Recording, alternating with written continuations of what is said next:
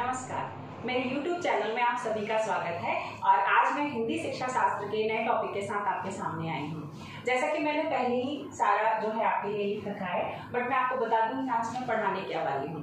आज मैं आपको व्याकरण के दो रूपों की व्याख्या करूंगी, पर दो रूप एक साथ तो व्याख्या नहीं कर सकती, इसलिए छोटे छोटे पॉइंट्स में आपको डिटेल करूंगी। व्याकरण को दो भागों में विभाजित किया गया है, गद्य और पद। आप जानते हो कि सीटेट के अंदर आपका जो है 15 नंबर का जो आएगा उसके अंदर गद्य और पद आएंगे, और गद्य और पद को अंडरस्टैंडिंग कर उससे related question plus grammar question भी उसमें ऐड होंगे। तो कुछ ऐसे पैडागोजी क्वेश्चन होते हैं जिनको हमें इनके बेस पे क्वेश्चन आते हैं। ये नाम आपके लिए कोई अटपटे या नए नहीं होंगे। आपने उपन्यास, कहानी, नाटक, एकांकी पे क्वेश्चन सीटेट में पहले भी आ चुका है, निबंध पे आ चुका है, जीवनी पे आ चुका है, रिपोर्टाज पे आ चुका है। तो सबसे पहले मैं जो नहीं पढ़े हो उसके बारे में ही आपको बता रही हूँ। आज सबसे पहले मैं गद्य के अंदर जो विधाएं होती हैं और कौन कौन सी विधाएं हैं और उन विधाओं को कैसे समझना है और उनके अंदर क्या होता है, उसको कैसे क्वेश्चन आते हैं, उनके बारे में बता रही हूँ। तो विधाओं में अगर गद्य की बात करें, आज मैं पद नहीं पढ़ा रही हूँ, गद्य पढ़ा रही हूँ। गद्य को पढ़ाने के बाद, विधाएं पढ़ाने के बाद में इनकी आपको कैसे और किस मेथड से पढ़ाते हैं वो भी आपको मैं बताऊंगी, बट नेक्स्ट क्लास में। आज मैं आपको गद्य जो पढ़ाने का तरीका है उसके अंदर सबसे पहला जो विधाएं आती हैं वो विधा होती है सबसे पहली उपन्यास।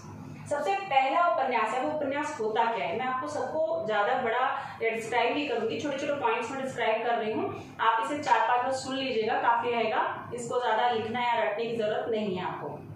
अब उपन्यास क्या होता है आप ध्यान रखोगे। उपन्यास वैसे भी पता है एक बहुत बड़ी विधा है, ये एक साथ नहीं पढ़ी जा सकती, इसके लिए बहुत टाइम लगता है। आजकल एक ट्रेंड भी चला है, ऑलमोस्ट मेट्रो स्टेशन या कहीं भी मेट्रो ट्रेन में आप देखोगे तो बच्चे आपको कोई ना कोई नॉवल पढ़ते हुए नजर आ जाएंगे। इसका मतलब ये एक इंटरेस्टिंग होती है और एक पूरी स्टोरी कनेक्टेड होती है, बट ये उपन्यास कोई कहानी की तरह नहीं होती, कोई छोटी नहीं होती, पूरी डिटेल्ड होती है और उसके पूरे पहलुओं को बहुत ही सुंदर तरीके से चरित्र चित्रण के साथ प्रेजेंट किया जाता है। बट क्वेश्चन कहां से आता है कि उसके कितने तत्व हैं? तो उपन्यास के 6 तत्व होते हैं, जिसमें से पहला है कथानक, पात्र, संवाद, देशकाल, उद्देश्य, भाषा, शैली। एक टेट के एग्जाम में पूछा गया था कि उपन्यास के कितने तत्व होते हैं, इसलिए मैंने यहाँ पर नोट डाउन कर दिया है, आप देख सकते हैं। ठीक है, इसके साथ साथ कथानक का मतलब है जो कथन है उसकी व्याख्या करना, क्या कह रहा है, कौन कह रहा है, उसके पात्र को डिटेल्ड बताना। संवाद माने कन्वर्सेशन जो हो रहा है वहां पर, उसके बारे में बताना, वो किस जगह पे है, क्या उद्देश्य है, वहां की व्यवस्था क्या थी, उसके बारे में विवरण करना, चरित्र प्रस्तुत करना। भाषा शैली कौन सी यूज की जा रही है, कौन कौन से लैंग्वेज में बोल रहा है, किस तरीके का व्यंग प्रस्तुत कर रहा है, वो सारी चीजें आपके उपन्यास के अंदर देखने को मिलती है। एक प्रकार से देखा जाए तो पूरा अच्छा मिर्च मसाला मनोरंजन का मिश्रण कर उपन्यास तैयार किया जाता है और हमेशा सस्पेंस रखा जाता है कि नेक्स्ट अब क्या होगा, नेक्स्ट अब क्या होगा। तो उपन्यास वैसे भी पढ़ने में काफी इंटरेस्टिंग होता है, बट काफी लेंथी और बड़ा होता है, एक साथ आप नहीं पढ़ सकते हो। अब दूसरा है कहानी। कहानी जैसा कि बच्चों की स्कूल में एनसीईआरटी की किसी भी बुक में आप देख सकते हो, आपको कहानी मिल जाएगा। उपन्यास और कहानी में सिर्फ इतना फर्क है कि उपन्यास को एक साथ नहीं पढ़ा जा सकता, पर कहानी को आप 1 घंटे के अंदर पढ़ सकते हो, 2 घंटे की भी हो सकती है, शायद वो आधा या 15 मिनट की भी हो सकती है। It depend on the class only कि छोटी कक्षाओं में कहानियां छोटी होती हैं, 5-10 मिनट की होती है, पर बड़ी कक्षाओं के लिए बड़ी बड़ी कहानियां बनाई जाती हैं। इसके लिए भी बता दूं कि इसके भी सेम उपन्यास की तरह 6 तत्व होते हैं। उपन्यास का छोटा रूप है कहानी, ये कम समय के लिए होता है और ये बहुत लंबे समय के लिए बनाई जाती है। अब इसमें क्या है, इसमें कोई ना कोई संदेश होता है, जैसे कि मोरालिटी पे कोई दिया गया है, या फिर आपने देखा होगा कि बच्चों को हम लोग अनुशासन का पालन करने के लिए कोई कहानी सुना रहे हैं, तो कभी माता पिता के आदर करने के लिए कहानी सुना रहे हैं, देश प्रेम की भावना का विकास करने के लिए कहानी सुना रहे हैं। तो कहानी कोई ना कोई संदेश देती है और लघु होती है, जबकि उपन्यास एक बड़ी होती है। नाटक की बात करें तो नाटक के अंदर 7 तत्व होता है। नाटक एक नाट्य मंचन है जहां पर चरित्र चित्रण के साथ साथ आप उसको अपने एक मनोरंजन और आकर्षित रूप में लोगों के सामने प्रेजेंट करते हैं। इसमें व्यंग भी होता है, इसमें मनोरंजन भी होता है, इसमें नृत्य भी होता है, हंसी मजाक भी होता है, कुल मिलाकर रसों का समावेश कर नाटक को बनाया जाता है।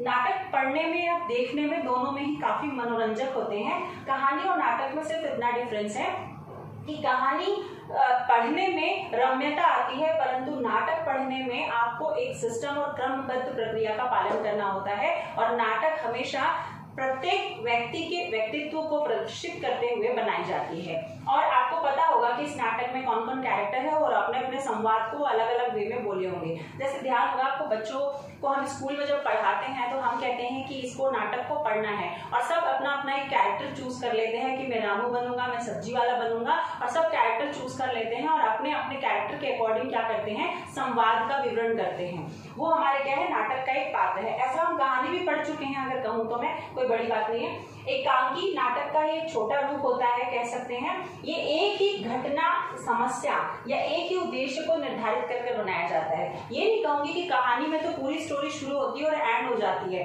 ऐसा यहाँ पे नहीं होता। नाटक में एक छोटे से पार्ट, एक छोटी सी घटना को लिया जाएगा, ना कि पूरी स्टोरी को लिया जाएगा। मान लो अगर मैं बात करती हूँ महात्मा गांधी की, तो मैं उनके सारे सत्याग्रहों की बात नहीं करूंगी, कोई विशेष घटना, नमक सत्याग्रह या कोई आंदोलन पकड़ूंगी और उस पे क्या करूंगी, मैं आपको एक एकांकी या व्याख्या लिखूंगी। मतलब कह सकते हैं कि बड़े तौर पे ना बताकर एक छोटे तौर पर एक समस्या, एक घटना की व्याख्या करना, विवरण करना एकांकी कहलाता है। इसका क्वेश्चन भी आया हुआ है। इसके सिंपल वे में कहूँ तो इसकी कोई भी तत्व नहीं होते, तत्वों की व्याख्या नहीं कर सकते हम लोग। इसमें निबंध की बात करेंगे तो निबंध नी उपसर्ग में बंध धातु लगने से बना हुआ है, जिसका मतलब होता है एक विशेष रूप से बंधना। ठीक है, इसके लिए हमें तर्क संगत और लेखक के विचार की आवश्यकता होती है। देखो, निबंध जो होता है, आपने सुना होगा कि हम एजुकेशन सिस्टम में निबंध को ऐड करते हैं। हर जगह आप पीआरटी सेशन से लेकर टीजीटी सेशन में जाओगे या पीजीटी में जाओगे तो निबंध जरूर लिखवाया जाता है। इसका रीजन क्या है? निबंध से हमारी तर्क शक्ति का विकास होता है, आलोचना शक्ति का विकास होता है, प्लस हम अपसारी चिंतन का विकास कर पाते हैं।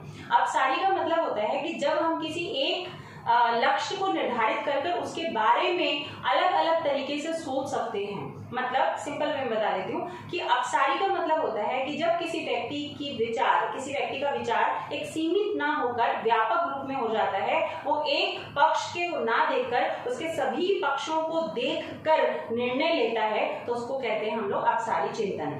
तो यहाँ पर निबंध का मुख्य उद्देश्य है कि आपके अंदर आलोचना उत्पन्न करना, आपके अंदर आलोचनात्मक चिंतन का विकास करना, तार्किक क्षमता का विकास करना, ताकि आप अलग अलग तरीके से समस्या को समझें और उस पे विचार कर सके। तो यहाँ पे नी जमा उपसर्ग, नी जमा बंध का मतलब है कि किसी विशेष विषय को बांधकर अपने विचार प्रस्तुत करना। ठीक है, इसके 4 तत्व होते हैं। क्वेश्चन आया हुआ है, इसमें मैंने इसके तत्व भी यहाँ पे लिखे हैं, जिसमें विचारात्मक, भावात्मक, विवरणात्मक और वर्णनात्मक। चारों पॉइंट्स देखोगे तो विचारात्मक थिंकिंग आपकी होनी चाहिए, भावात्मक उसमें इमोशंस होते हैं, क्योंकि आप क्या कर रहे हो, निबंध लिख रहे हो, आप पॉल्यूशन पे लिख रहे हो, देश विकास पे लिख रहे हो, भारतीय महिलाओं की स्थिति के बारे में लिख रहे हो, तो भावना का होना भी बहुत जरूरी है। वहां पर विवरण करना कि उस स्थिति में उस घटना पर आपके क्या विचार हैं, आप क्या सोचते हैं, उस टॉपिक पे आप किस तरीके की आलोचना कर रहे हैं, विवरण कर रहे हैं, और उसका वर्णन भी बहुत सौंदर्य रूप में होना चाहिए, ताकि सामने वाले को पढ़ने में भी बड़ा आकर्षक लगे। भाषा शैली आपकी उत्तम होनी चाहिए और शब्दों का चुनाव भी बहुत उचित और मानक होना चाहिए। इसके बाद हम लोग बात करते हैं रेखा चित्र की। तो रेखा चित्र को स्केच कहते हैं। इसका मतलब होता है कि किसी के भी बारे में आप उसके चरित्र का चित्रण करते हैं, उसके कैरेक्टर के बारे में एक्सप्लेनेशन देते हैं, तो उसे हम रेखा चित्र के बारे में बोलते हैं। स्मरण का मतलब क्या होता है? स्मरण करना, बिल्कुल संस्मरण है, और संस्मरण के अंदर हम कहते हैं कि किसी चीज को स्मरण कर लिखना। इसका मतलब मेरी लाइफ में शायद कोई घटना होगी जो मुझे बहुत ज्यादा यादगार है या बहुत ज्यादा लुभा रही है या मुझे मेरे दिल को बहुत ज्यादा झंझोर रही है। कोई ऐसी घटना जो अच्छी भी हो सकती है और बुरी भी हो सकती है, यादगार भी हो सकती है, दुखद भी हो सकती है। तो इस तरीके की घटना को क्या करना, याद कर उस दृश्य के रूप में या घटना के रूप में उसको संजोना और लोगों के सामने प्रस्तुत करना कि वो सुनने और पढ़ने में आकर्षित लगे, तो उसे कहते हैं हम लोग संस्मरण। जीवनी आपकी जैसे जानते हो, जीवनी एक और होता है जिसको हम लोग आत्मकथा के रूप में भी जानते हैं। तो एक आत्मकथा छूट गया यहाँ पे शायद, हाँ आत्मकथा मिस हो गया है, तो आत्मकथा नोट डाउन कर लीजिएगा। तो जीवनी और आत्मकथा में सिर्फ इतना डिफरेंस है कि आत्मकथा स्वयं अपने बारे में लिखी जाती है, अपनी आत्मा के बारे में, अपनी पूरी जिंदगी और लाइफ के बारे में खुद लिखता है, जबकि जीवनी हम किसी भी दूसरे व्यक्ति के बारे में लिख सकते हैं। बस इतना डिफरेंस है, दोनों में याद रखिएगा कि आत्मकथा स्वयं के बारे में लिखी जाती है, अपने जीवन के पन्नों को दूसरों के सामने ओपन किया जाता है, जबकि जीवनी में हम किसी और की जिंदगी के बारे में वहां पर व्याख्या करते हैं।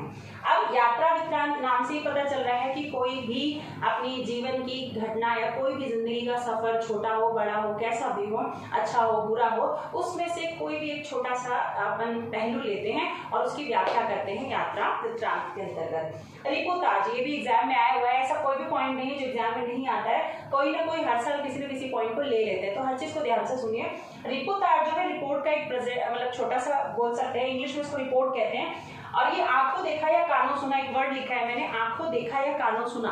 आंखों देखे का मतलब है या तो मैंने उसे आंखों से कोई घटना देखी है, जैसे कि अभी हम लोग कोरोना वायरस की जो घटना है हमारे आंखों के सामने बीत रही है, हम कैसे सफर कर रहे हैं, तो ये भी एक घटना है हमारी लाइफ में। या फिर कानों सुना, कोई घटना किसी के द्वारा घटी होगी और उसने हमें बताया, तो उसको हम अपने शब्दों में व्याख्या करते हैं और एक सुंदर, सामने वाले को वो आकर्षित लगे, लुभावना लगे, इसलिए क्या करते हैं हम उसे एक सुंदर रूप देते हैं, व्याख्या करते हैं, ताकि सामने वाले को पढ़ने में रस और आनंद का मजा हो, है ना। तो इस तरीके से हमारे पास क्या है, तो व्याकरण के गद्य की विधाएं के बारे में मैंने आज आपको बताया है। उम्मीद करती हूँ आज की क्लास आप सभी को पसंद आएगी और आपको जो भी टॉपिक्स पढ़ने हैं मुझे कमेंट करके जरूर बताइएगा। आपको जो भी टॉपिक पहले पढ़ने हैं या बाद में पढ़ने हैं, तो जरूर आप मुझे अच्छा या बुरा जो भी है कमेंट करके बताएं। नमस्कार।